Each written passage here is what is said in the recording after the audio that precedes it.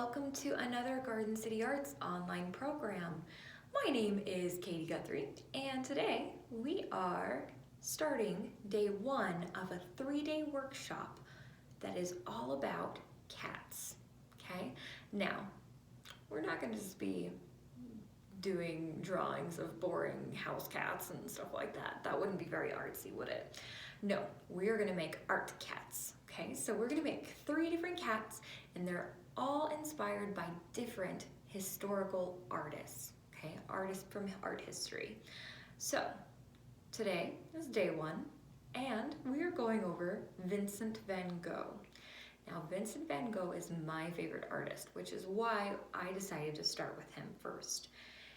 He was all about landscapes and still lifes and self-portraits. He did a lot of all 3 of those. So you might be thinking, how are we gonna take a landscape artist and make it into a cat? Well, let me show you. We're gonna take a basic Van Gogh inspired landscape, and we're going to make a silhouette and combine the two so that the positive space ends up being Van Gogh's landscape, and the negative space, what we cut out from our cat silhouette, blocks all of that information out so that you will only see the cat and the landscape through the cat, I should say. So Van Gogh, he was all about texture and about color, and kind of worked with value changes and thick swatches of paint. So we're going to use forks and Q-tips to make thick, chunky swipes and smears in the paint so that it looks kind of like a Van Gogh. All right, so let's go ahead and get started right meow. Okay, friends, so remember, you should have grabbed your Vincent Van Gogh artist pack and day one out of your ginormous bag full of art supplies. And remember, you also will want to have grabbed a pencil and a pair of scissors. These are the only 2 things not provided in your art kit. Now, let's open up this fun bag and find all of the good supplies I packed for you. Okay, here we go. Make sure to shake it out. There's always lots of things down deep. All right, so you have 6 containers of paint, you have a foam plate, a palette, a glue stick, some Q-tips, and 2 forks.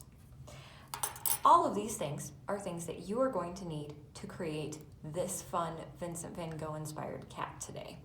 So I'm gonna set all of these supplies to the side, and I'm gonna open up my artist pack. Now, if you want to, you can read a little bit about Vincent Van Gogh. You can look at some of his beautiful pictures that he created.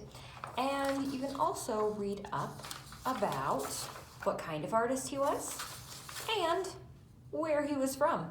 A little bit about that country. Now, this is his self-portrait. You can see he was a very interesting looking man, and he really liked color, as you can see. One of his most famous pieces is called Starry Night, and that is the art that we are going to take inspiration from to do our cat today. So I'm going to set that to the side. Remember, you can read that later if you want. And I'm also going to set this yellow piece of paper to the side as well. We don't need it yet. We do need our white piece of paper, and we're going to lay it out in front of us landscape style, okay? Landscape or horizontal. So what that means is that the longest part of the paper is running from the left to the right, right? So once you have that done, we can get started. Now, glue stick, we don't need right now. Scissors, we don't need right now. We are going to start off with our pencil, and we're just gonna kind of create a little bit of a map for ourselves. The first thing I'm gonna do is very lightly, okay? Remember, the harder you press, the darker your line will be, and the harder it will be to erase. So I'm gonna put really light kind of a little horizon line. Horizon line is where the sky meets the ground. So you can see I have a little bit of a hill going on. That's kind of the same thing that Vincent Van Gogh did. Do you see these mountains in the background? And now, let's look at his sky. Do you see how he had up here, he had a moon. I'm gonna do a little C shape and then do another C shape for the crescent. And then he had kind of what looks like a galaxy, like kind of clouds or something in the sky. And then he had a whole bunch of little circles for stars. So I'm just putting those in randomly wherever. So I'm creating a little bit of a guide for myself. And after I have that guide, I can have fun and get started. So I'm gonna start with some of my dark blues. Then I'm gonna move to my light blue. Then I'm gonna go to my light green. And then I'll end up with some stars, okay? So first things first, I'm gonna grab some of my dark blue and I'm gonna grab a fork. I bet when you saw me pull that out of the bag, you were kind of wondering what I was doing. Well, I'm getting my fork coated in paint and then I'm going to lay down some lines. Now, wherever I created a circle, I'm gonna leave alone because I wanna put stars in there. Now, it might take a little bit of work,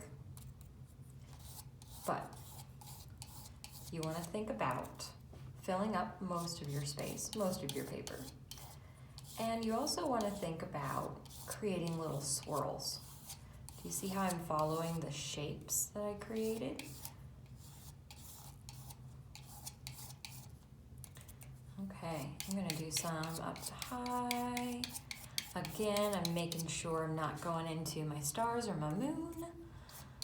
And then once I have a few of these, I can move on and I can use one end of my Q-tip. I can create some more lines. See how I'm kind of just filling in? Okay, so I'm going to fill in everything above my horizon line really fast. I might speed up the video just a little bit. I'll resume in just a second.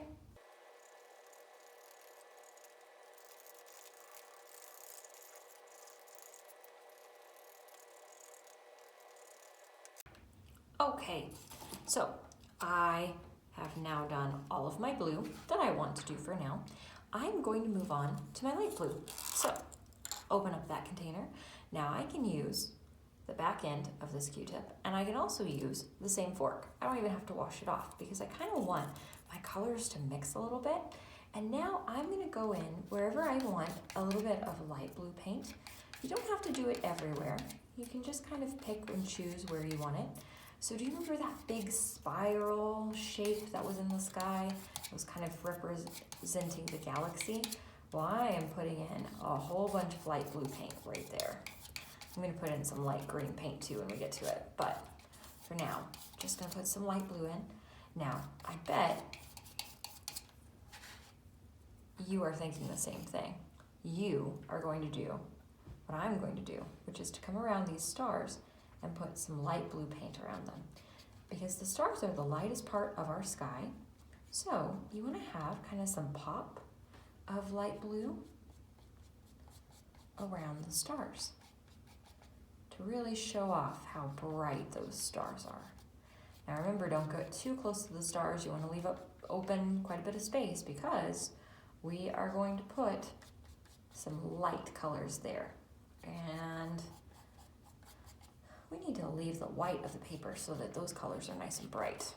Okay, now remember, you can always go back and forth. Also, just fair warning, you're gonna get messy. You can always go back and forth and put in some dark wherever you feel like it needs to be. I'm covering up as much of this white paper as I possibly can. Do you see how I'm doing that? So, every once in a while, I might have to go back in and put in a little bit more of the dark blue wherever I feel like it needs it. Okay, remember, switch your Q-tip back and forth. Make sure you're not mixing your colors together on your Q-tip, because that kind of makes life harder on yourself. Also, look how I can kind of smear my colors together a little bit. And they blend just a little bit, which is pretty cool. Okay, so go ahead and blend, fill in your whole sky.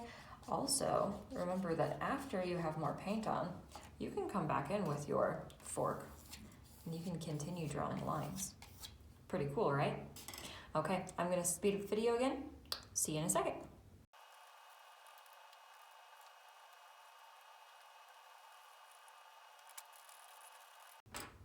Okay, I am done and messy. If you want to, you can grab your paper towel and wipe off your hands. Get them nice and clean. I'm just going to rub the paint in. Yeah, because it's okay. I don't mind being messy. And now I'm going to grab some of my white and some of my yellow paint. No, I'm not. Guess what? I forgot about this guy. We're gonna grab this paint first, okay? We're gonna grab our light greenish color. I can use the same fork or I can switch to a different one. It's up to you.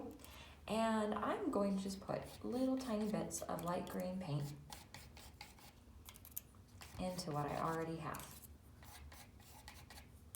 So remember, I am following, kind of making curvy lines around stars.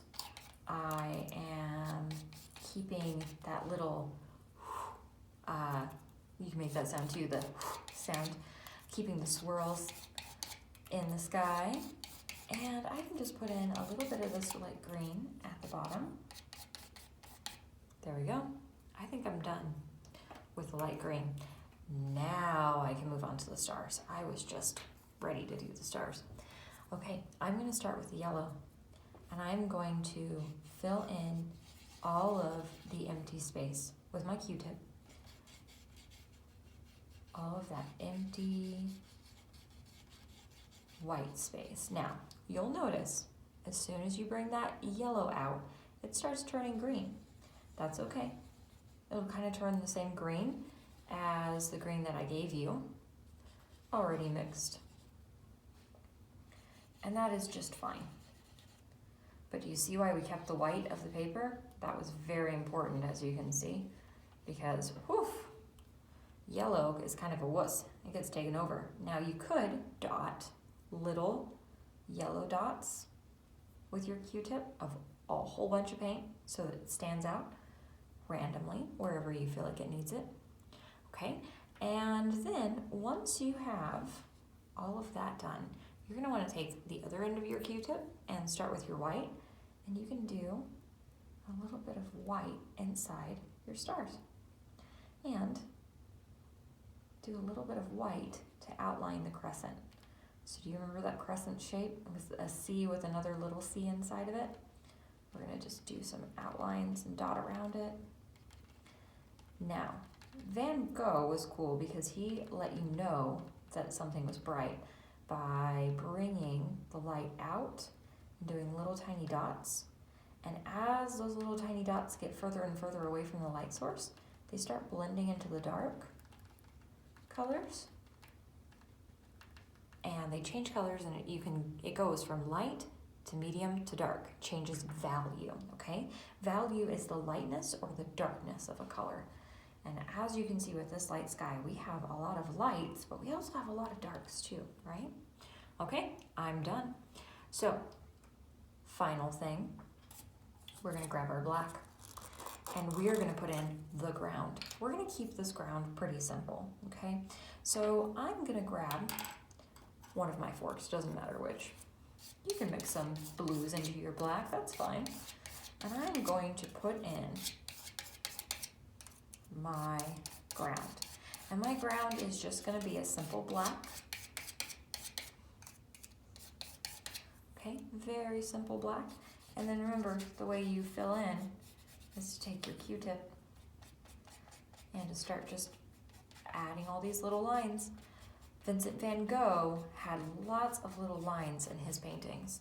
His paintings were made up by a series of little tiny lines. So that is what we are accomplishing with all of these little brush strokes. by using Q-tips and forks. Just like I talked about at the beginning of the video. So I'm just gonna keep on putting. Do you notice how I'm adding some blue paint? You can do that. That's absolutely fine. I think it's kind of fun. It's keeping your ground from being the same boring black all the way over. Okay, so just fill it in. You don't want any white showing. And now we have what is called a landscape, okay? So we have a landscape painting that's inspired by Van Gogh's Starry Night. And then we're gonna take this landscape and we're gonna turn it into a cat. Kind of exciting, huh? Now, if you want, you could leave it like this. If you want it to look even more Van Gogh-esque, then you can take your Q-tip and you can draw what is called a cypress tree. A cypress tree is a very tall tree that is found in France, where Van Gogh painted this painting. And it kind of starts off with kind of a curvy, very thin triangle.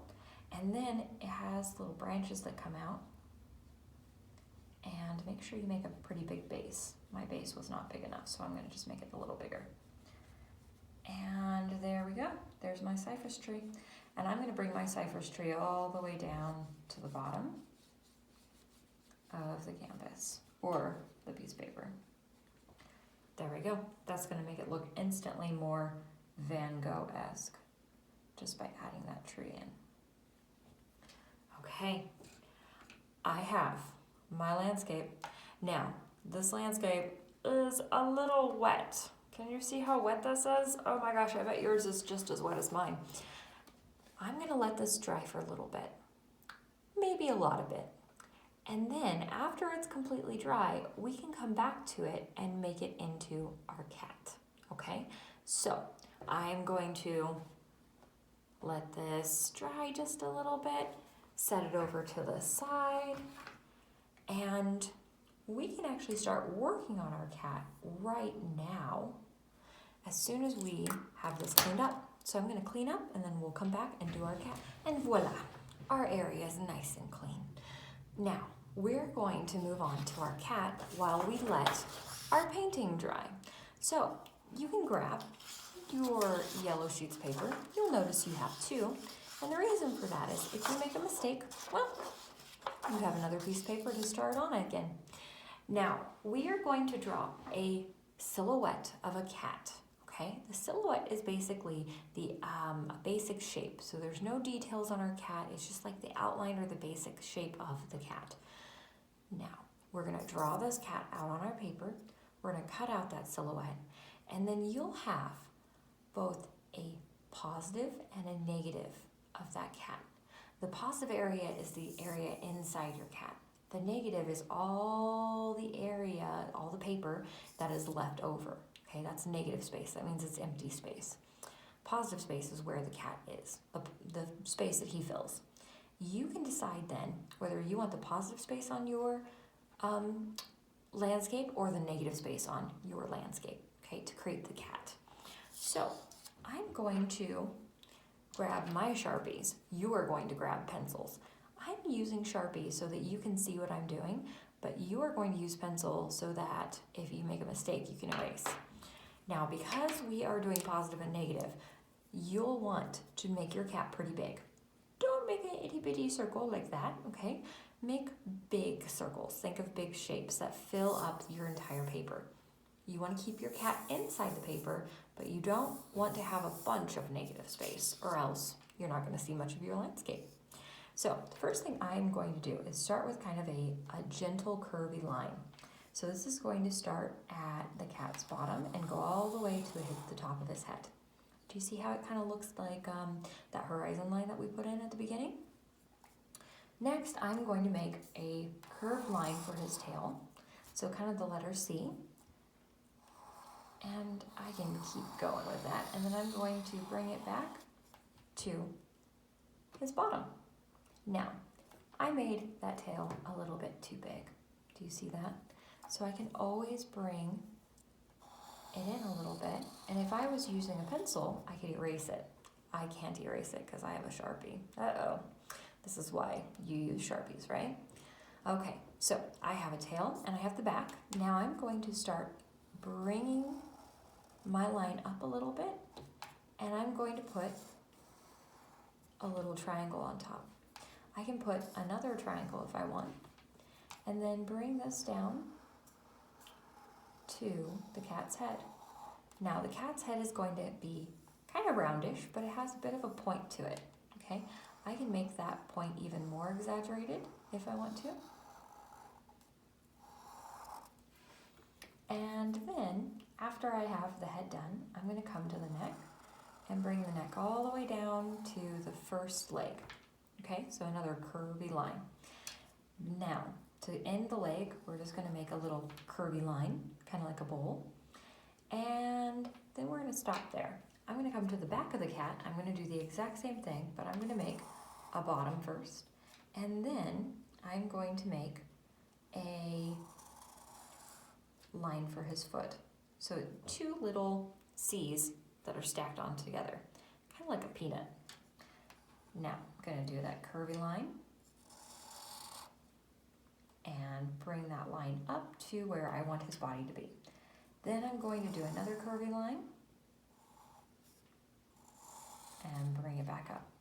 So this is kind of a simple silhouette, definitely not like a complex silhouette by any means, but there are his back legs. Next, I'm going to put in a curved line for his belly, and then I'm going to put in a straighter line for his first leg, and then a curvy line, or a diagonal line I should say, for his second leg, his or her. Now, after I have that basic outline of my cat, I can come in and do touch-ups. For instance, I think their legs need to be a little bit longer, so I can do that by just adding a little bit to it. Now remember, if you had pencil, you can do that quite easily and erase quite easily. I can't. I'm going to have to add on all of these confusing lines that might not make any sense to you, but when we start cutting out, it'll make more sense. And I can just make my shapes a little bit nicer.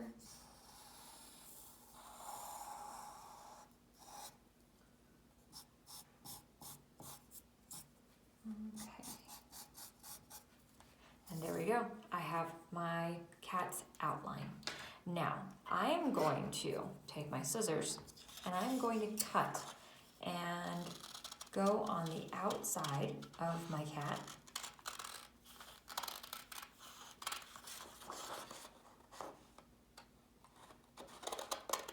And you want to make sure that when you cut as clean as possible. So don't leave any jagged edges or anything like that. So take your time and do a really good job and cut out your cat. And you also don't want to stop and start. So the goal is when we start cutting to only have one cut into the cat, but then this whole negative space is going to be one solid chunk. So we're not going to cut that off and keep going. We want to preserve the outline as best we can. Okay, so the negative space is going to be all one chunk.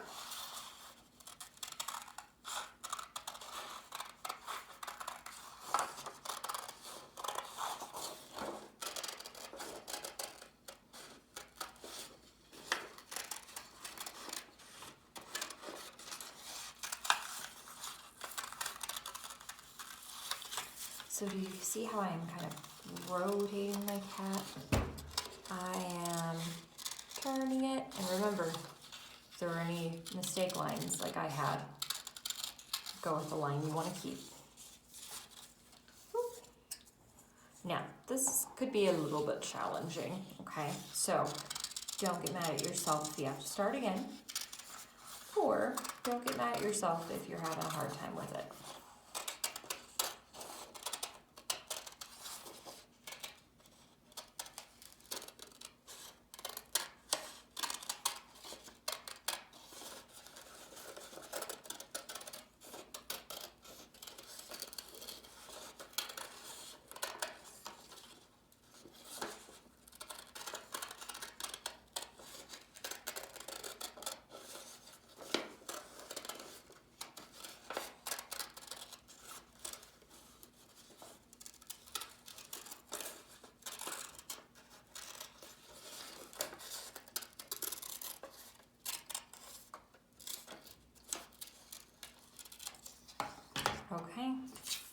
Now, if you flip it over, you should have your basic outline. So, do you see how what we cut away is the positive space, okay? That is the part of our cat that was inside, all of the information that's inside of our cat. The negative space is everything that's left behind. And if you were able to, then you kept it in one solid piece. And this one solid piece will go on top of our landscape and block out all the information except for the inside of our cat, which we cut away. So, good job. Now, let's go check on that painting to see if it's dry yet.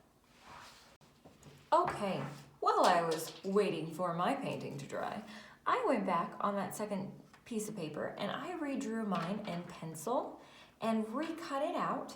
So this is my new cat. My new cat's a little bit more playful.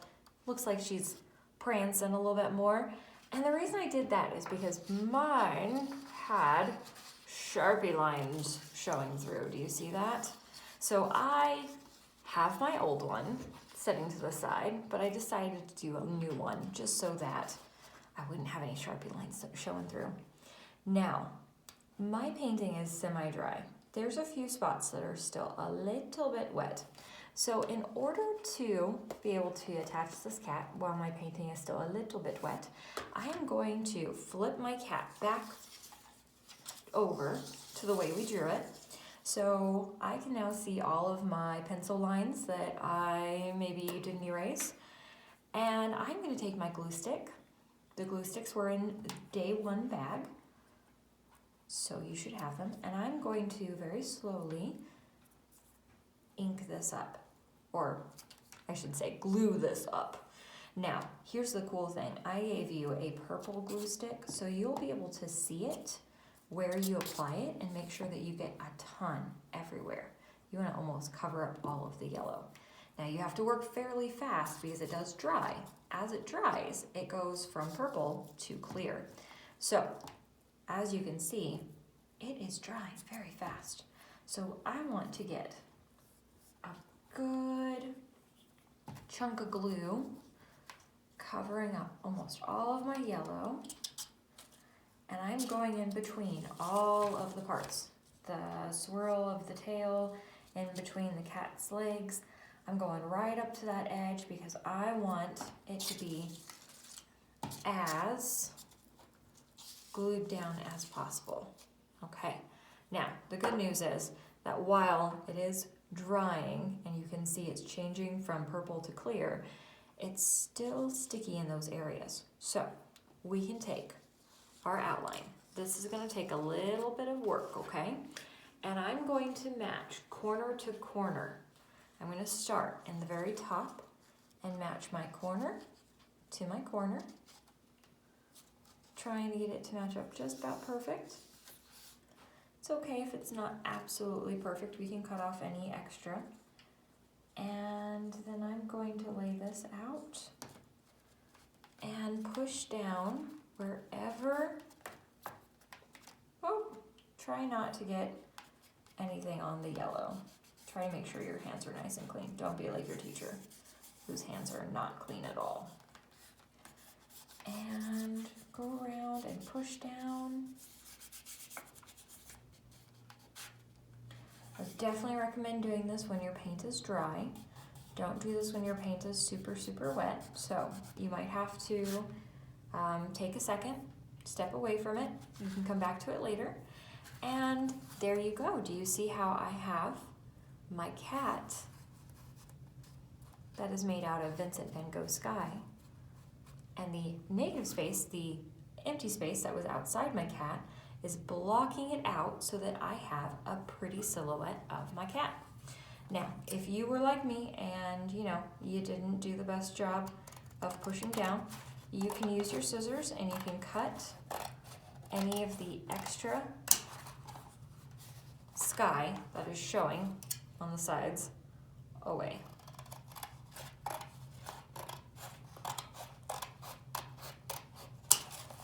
Okay, and there we have it. I have a Vincent Van Gogh cat. So, good job. Kudos for hanging in there. We started with the hardest project. Tomorrow, we're gonna have an easier project. Now, your outline, your silhouette, you could use this for anything you want, right? You could use it for another cat project coming up. You could take another piece of paper that you might have at home and paint another Van Gogh sky and then put this on top of it. There's so many different things that you can do. So remember to have fun. And I hope you had a blast making art with me today. I'll see you tomorrow. Bye. Thank you for watching this online program. Please help Garden City Arts thank these generous sponsors.